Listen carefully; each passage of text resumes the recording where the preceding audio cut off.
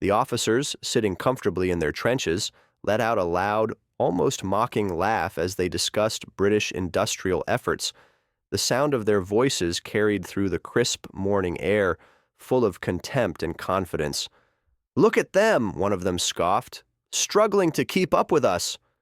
The room was filled with the warmth of the sun filtering through the gaps in the walls, a comfort that felt far removed from the grim reality of the battlefield. There was an unspoken air of superiority among the men, each one convinced of their military prowess. They spoke of British factories, comparing them to their own well-oiled machine of war. To the officers, those machines of industry seemed clumsy, sluggish, too far behind to pose any real threat. Their laughter filled the space, a testament to their belief in their own invincibility. They couldn't see how fragile this belief was, how the relentless machinery of war was about to dismantle everything they thought they knew.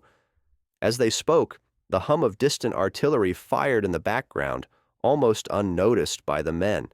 They were too far removed from the true horror of it all, too caught up in their own arrogance to recognize the inevitable. The world around them seemed calm, a deceptive stillness that belied the coming storm. The air, fresh with the scent of the earth, carried the faintest hints of gunpowder, unnoticed in the backdrop of their certainty.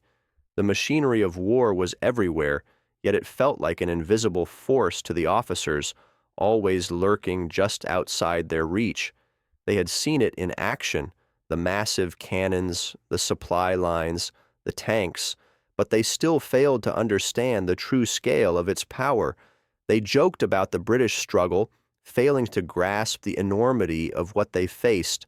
For them, the war was something distant, something that could be won with strategy and brute force. The mechanical forces of the battlefield, the tanks, the guns, the armored vehicles, they were just tools. But to dismiss them so easily was to ignore the relentless efficiency that had already begun to shape the battlefield. Each time an artillery shell fell, the earth trembled beneath their feet, but they still laughed, as if those tremors were nothing more than the sound of the British attempting to keep up. In their minds, they were still the masters of this war, the true wielders of power, but each passing moment made it clearer. The machinery of war was not just a tool, it was a force, an inevitable presence that would shape their fates. The officers didn't see it yet, but the battlefield was no longer a place for arrogance. It was a place where the machine would grind down everything in its path.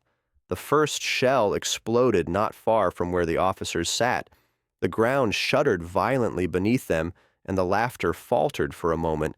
The officers exchanged looks of surprise. One of them, more composed, muttered under his breath, "That was close." But even as the air still vibrated with the aftershock, the arrogance remained. "No need to worry," another officer said with a dismissive wave. "It was just a warning shot." And yet, there was an edge to his voice, a tremor that hadn't been there before. The laughter was gone, replaced by a slight unease that no one dared to acknowledge fully. The officers tried to push it aside, to return to their earlier conversation, but it was clear that the world had shifted. The war, once something they could mock and manipulate with their superior intellect and strategy, had become something much darker. They could feel it in the air, an unknown weight that was heavier than the shells that had just exploded. It was the feeling of fate, slowly creeping toward them. The machinery they had dismissed was now closing in, and no amount of arrogance could keep it at bay. The tension in the air grew, and they could no longer ignore the grim reality that was unfolding outside the safety of their walls. They tried to laugh it off, but their voices trembled, unsure. The destruction was coming, and even though they didn't yet know it, it was already too late. The air was still as the officers continued their conversation, each one brimming with the kind of arrogance only distance from the front line can breed. Their laughter echoed in the open air, louder than the distant rumble of artillery, as they mocked the British, dismissing their industrial efforts as mere clumsiness. But then, without warning, The silence was shattered.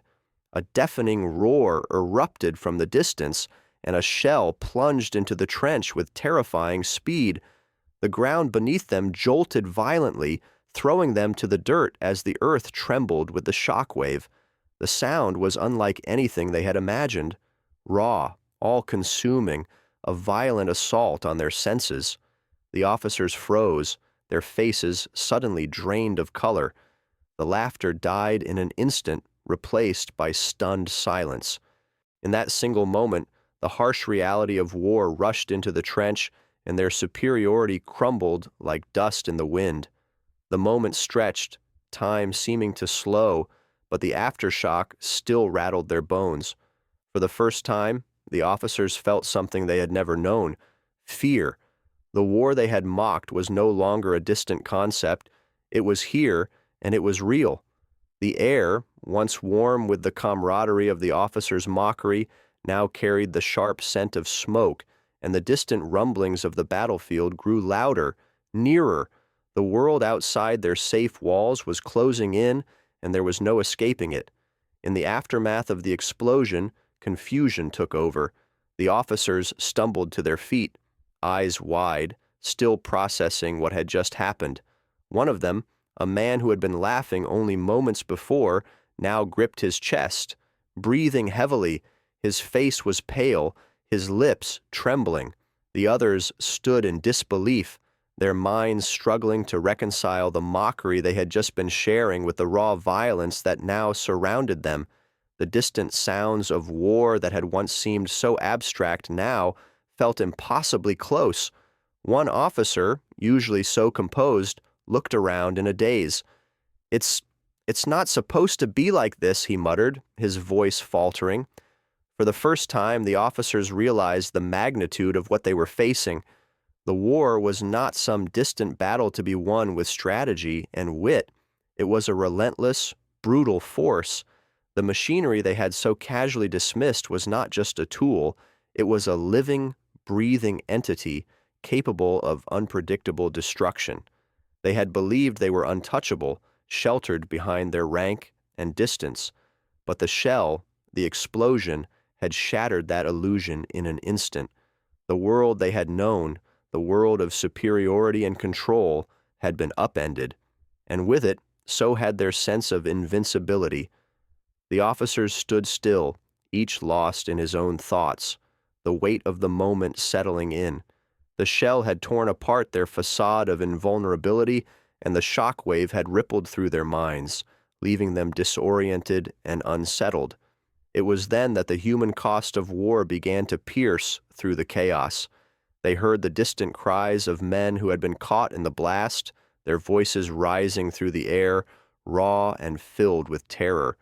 The officers could only stare, their eyes empty, unable to fully comprehend the magnitude of the destruction around them. They had assumed the war was a game, a strategy to be won with their intellect and arrogance.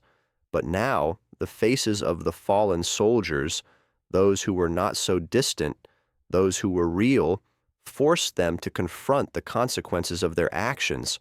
The war had never been about tactics or machines. It was about people, flesh and blood, and the price of that arrogance. The officers were now forced to reckon with their own hubris.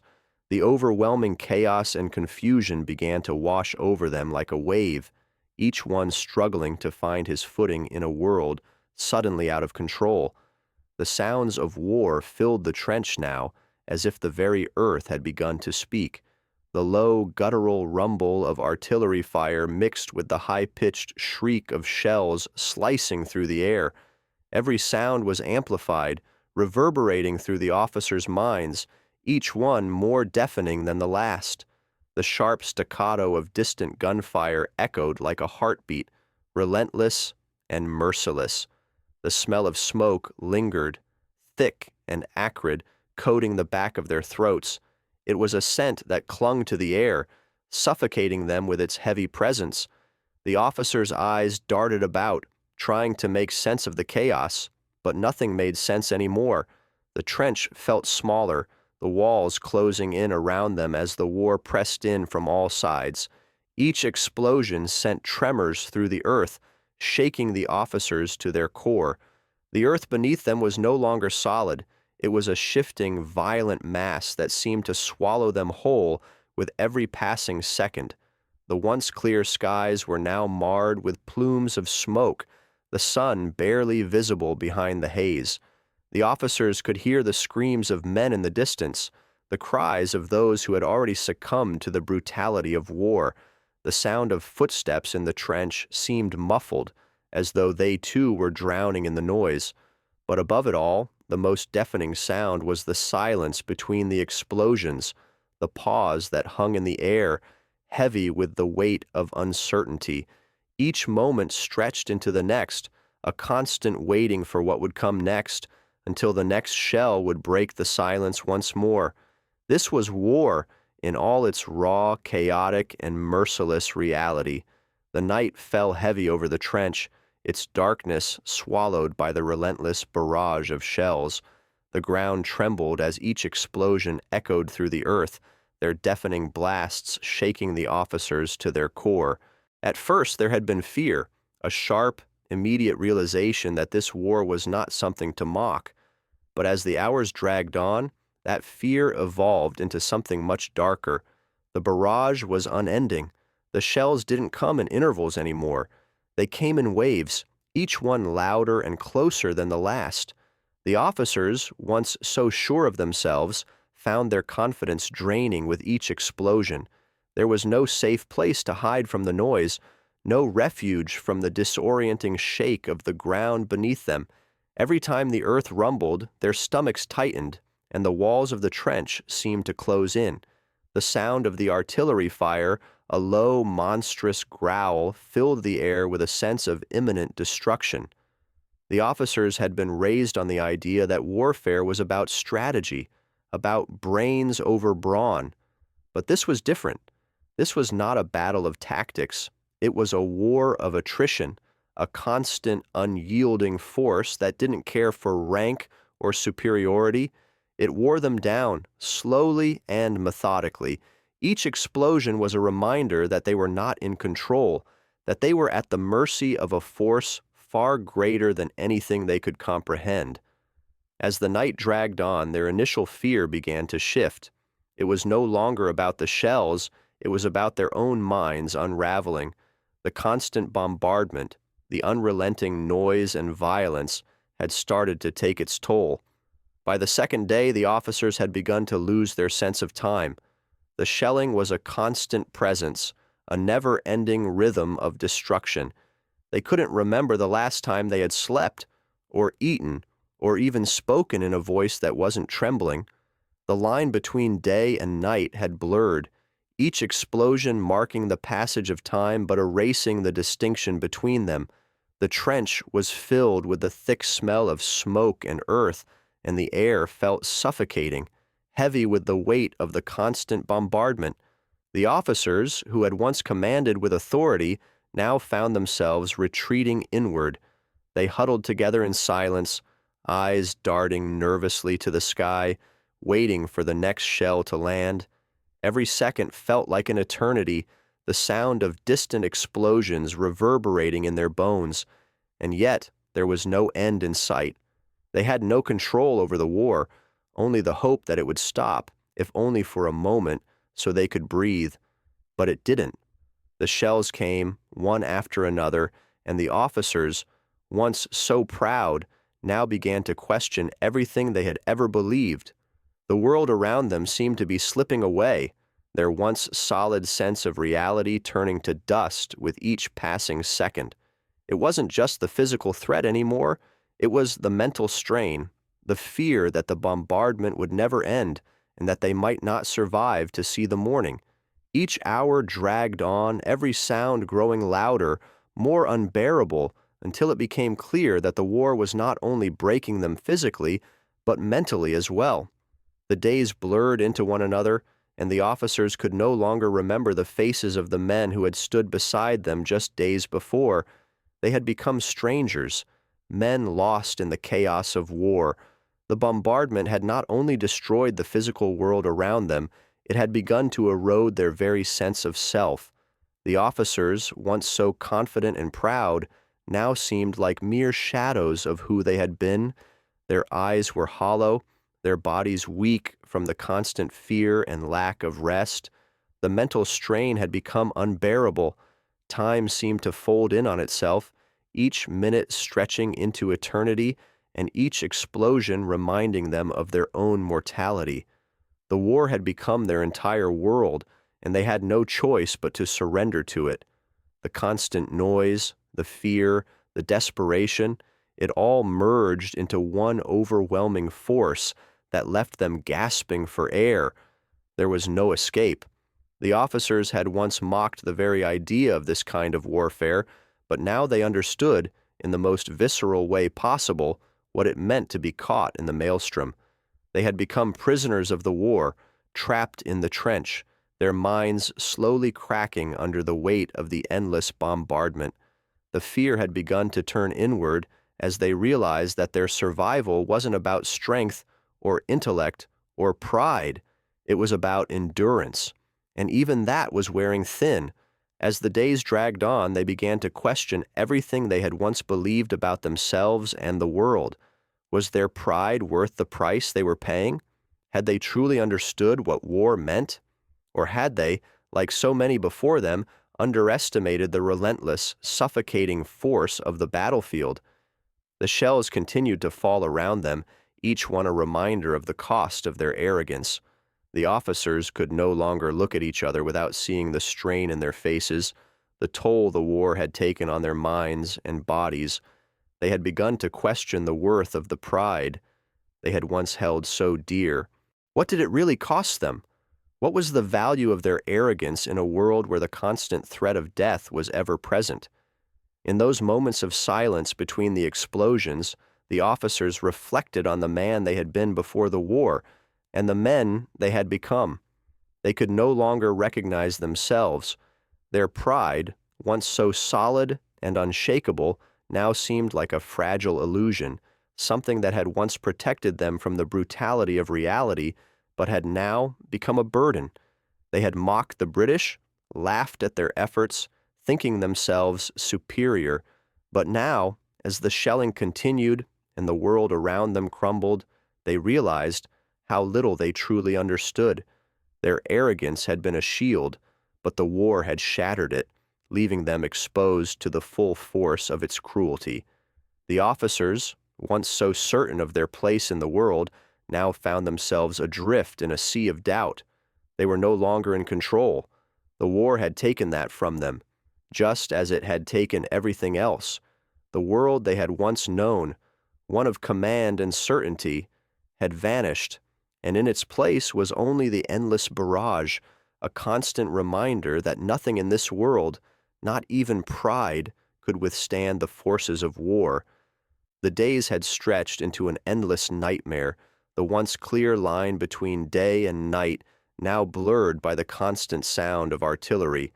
Food supplies had dwindled to near nothing, and what little they had left was stale, unappetizing, the taste of desperation clinging to every bite.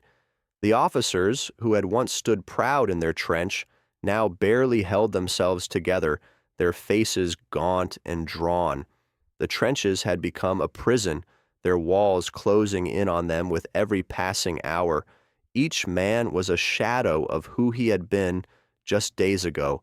The harsh conditions were wearing them down, body and soul.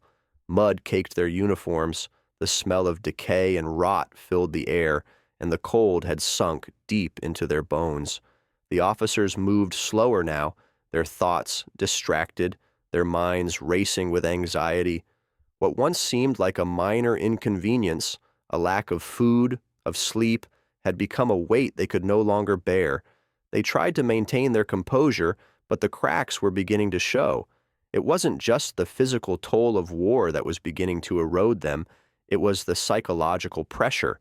The constant barrage of shells had worn down their nerves, their thoughts fraying like tattered threads.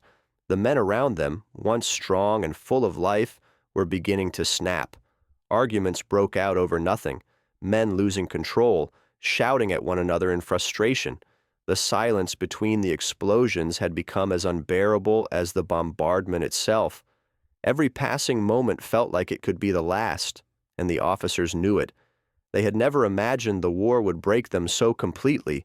The trenches had taken their humanity, and now the war was taking everything else.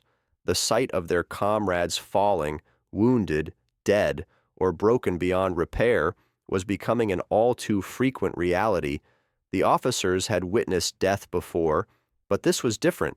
The human cost of war was no longer distant, no longer a casualty of distant battles. It was here, in their faces, in the eyes of the men around them.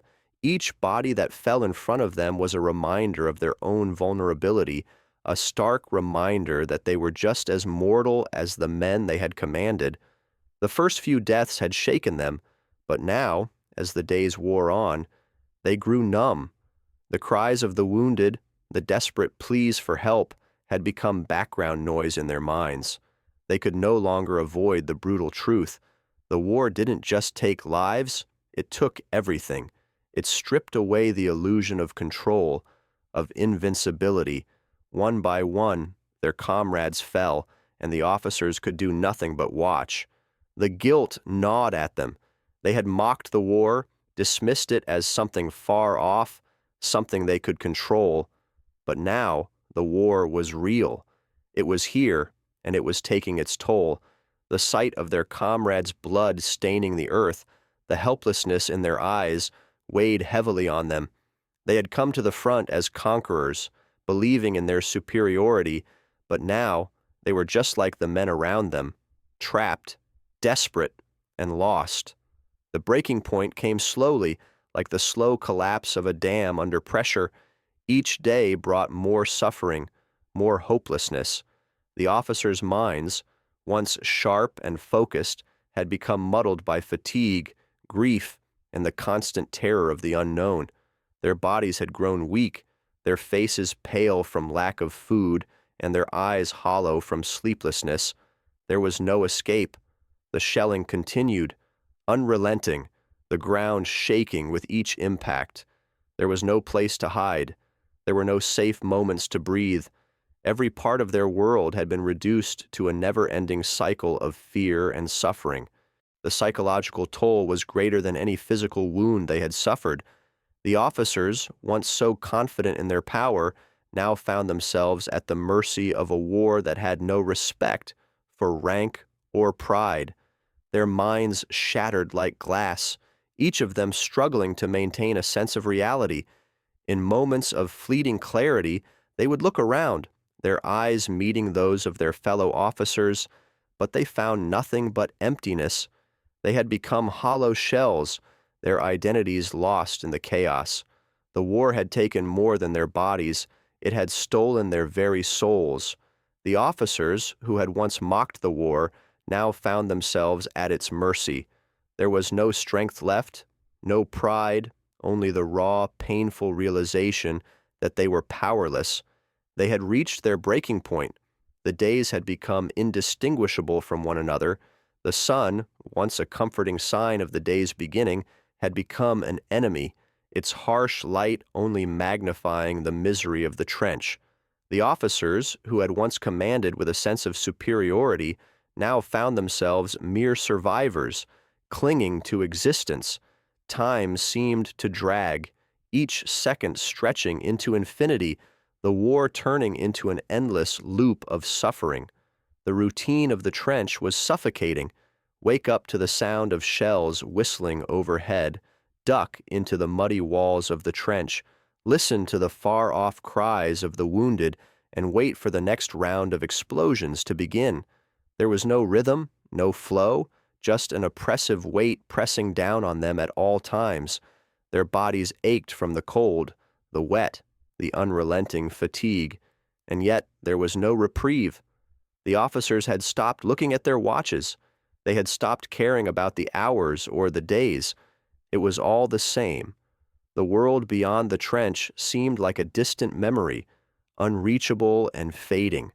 The faces of their comrades had become as worn as their own, their features indistinct in the haze of exhaustion and despair. The officers barely spoke anymore. Their words were little more than whispers, muffled by the roar of artillery and the thick, stagnant air of the trench. They had become numb, their minds dulled by the constant threat of death. Each day they fought, not just the enemy, but the encroaching despair that threatened to consume them. It was as though the world outside no longer existed, and all that remained was the war, a war that stretched endlessly into the future, with no end in sight. The officers no longer had control. They were no longer leaders. They were survivors, caught in a relentless march that had no destination. In the midst of this madness, a fleeting moment of humanity surfaced. It was small, almost imperceptible, but for the officers, it was a brief breath of air in an otherwise suffocating existence. One of the younger soldiers, covered in grime, blood, and dirt, looked up from his post as one of the officers passed by. There was no order in the exchange, no command given or received, just a silent recognition, an unspoken connection between the two. The officer stopped for a moment, his eyes meeting the young soldier's, and for a brief instant, time seemed to stand still. In the midst of all the death, destruction, and madness, there was a glimmer of understanding. The officer nodded, and the soldier, with an almost imperceptible smile, returned the gesture. It wasn't much, just a simple exchange, but it was enough to remind them both that they were still human, still capable of kindness, even in the worst of circumstances. The world had become a place of horror, a place where survival was all that mattered. But in that moment, there was a pause, a space for something beyond the war. For a brief second, the officers were reminded of who they had been before the war. They remembered what it meant to be human, to feel empathy, to share a quiet moment of connection. But even as the moment passed, the reminder lingered. Humanity, no matter how small or fleeting, still existed, even here, in the darkest corners of the war. It was a fragile thing, but it was enough to hold on to. For just a moment, they were not officers or soldiers. They were simply people, bound together by the same shared experience. But that moment passed, and with it, the illusion of normalcy. The officers, once so confident, now faced the full realization that they had lost their innocence. The war had stripped them of everything they had once held dear: pride, certainty, and strength. They had come to the front with the belief that they were invincible, that their knowledge, their training, would be enough to see them through. But now, as they walked through the devastated landscape, they understood the futility of that belief. The war had taken it all. Their once clear vision of themselves had been shattered, replaced by the harsh truth of what war really was. The trenches, the endless bombardment, the fallen comrades, these were no longer just images of destruction. They were the reality they now lived. The officers had once been the ones giving orders, leading the charge, but now they were the ones being swept along, carried by a war that had no regard for rank or ego. They had fallen from grace, their arrogance crushed beneath the weight of their own suffering. The world they had known, the world of control and order, had vanished, replaced by a chaotic, brutal force that offered no quarter. The officers could no longer pretend that they were above it all. They were as fragile as the men they commanded, as vulnerable to the war as anyone else. Their journey from confident leaders to broken men had reached its conclusion. The war had changed them in ways they could not have imagined. They were no longer the men they had once been, and the world they had known was gone. All that remained was the war, relentless, unforgiving, and ever-present, and they were just another casualty of it. The officers had fallen, and in doing so, they had lost everything. The final barrage began without warning, a thunderous roar that seemed to shake the very foundations of the earth. The officers, weary and broken, huddled together in the trench, their faces pale with exhaustion, but their eyes wide with terror. The ground beneath them shook violently, and the sound of the shells tearing through the air was deafening. It wasn't like the earlier bombardments, the ones that had come in waves. This was different. This was relentless. The shells fell in rapid succession, tearing apart the earth, each explosion sending plumes of dirt and smoke into the air, blinding them momentarily. The officers flinched with every impact, their bodies trembling, but there was nowhere to hide. There was no place to retreat. They had faced countless bombardments before, but this one was different. It felt like the final test, the last push of a war that had already taken everything from them. The explosions seemed to echo forever, each one worse than the last. Their minds, already frayed from days of constant tension, began to break under the strain. The fear that had once been so familiar now consumed them. It wasn't just fear of death anymore. It was the fear of total annihilation, the fear that nothing would be left when the storm finally passed. They had been to the brink before, but this time it felt final. The shells didn't just tear at the earth, they tore at their very souls. In the heart of the chaos, in the deafening sound of war's final, relentless roar, they were forced to confront the truth. There would be no victory, no glory. There would only be survival, and even that felt uncertain. As the barrage continued, the officers' thoughts drifted back to the men they had once commanded, the men who had fallen around them, and to the war that had taken everything. There was no escape from it now. This was it, the final push, the end of the road. They could only wait for the dust to settle, for the storm to pass, and for whatever came next. When the bombardment finally ceased, the world fell into an eerie silence. The officers sat in the trench, their bodies still shaking from the unrelenting blasts, but now the fear had morphed into something else. It wasn't terror anymore, it was exhaustion, a deep, bone-weary fatigue that settled into their muscles, into their minds, into their very souls. The world around them was a landscape of devastation. The trench, once a place of safety, now felt like a tomb. The sky was dark, the air heavy with the acrid smell of smoke and the faint scent of burning earth. The battlefield lay in ruins, scarred by the violence of war. The officers could barely make sense of what they were seeing. Bodies of comrades, twisted metal, shattered pieces of the world they had once known. The war was over, but the toll it had taken was beyond comprehension. The officers, for the first time, allowed themselves to breathe, but the breath felt hollow. There was no joy in the silence, no sense of relief. The weight of everything they had lost pressed down on them, suffocating in its intensity. The war had ended, but the emotional cost, was it ever truly over?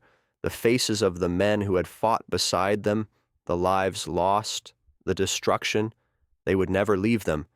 The world had changed, and so had they. They had survived, but they had paid a price they couldn't yet understand. And as the final echoes of the bombardment faded into the night, all they could do was sit in the aftermath, surrounded by the wreckage of war, and reflect on what had been lost. The officers, once so proud, now found themselves broken, shattered by the war, their pride crushed beneath the weight of the destruction they had witnessed. They had come to the front with the belief that they were superior, that their strength and intellect would see them through. But now, in the stillness after the storm, that arrogance seemed like a distant memory, something that belonged to a different life, a different world. The war had stripped them of everything, of their belief in their own invincibility, of their sense of purpose, and of their understanding of what it meant to be human. They had seen death, had witnessed the destruction of everything they had once held dear, and in doing so, they had lost their innocence. Their once strong belief in their own superiority had crumbled, replaced by an understanding of war's true cost. The men who had once laughed and mocked were now humbled, their arrogance replaced by a painful awareness of their own fragility. They had paid the ultimate price for their pride, and there was no way to undo it. The war had taught them that no one was immune, that no one could escape its grasp. It had taken their innocence, their pride, and their sense of purpose, leaving only the ruins of what they had once been. The officers had fallen from grace, and in that fall, they had learned the harshest of lessons, that war does not care for pride or superiority. It only cares for survival, and in the end, survival was all they had left.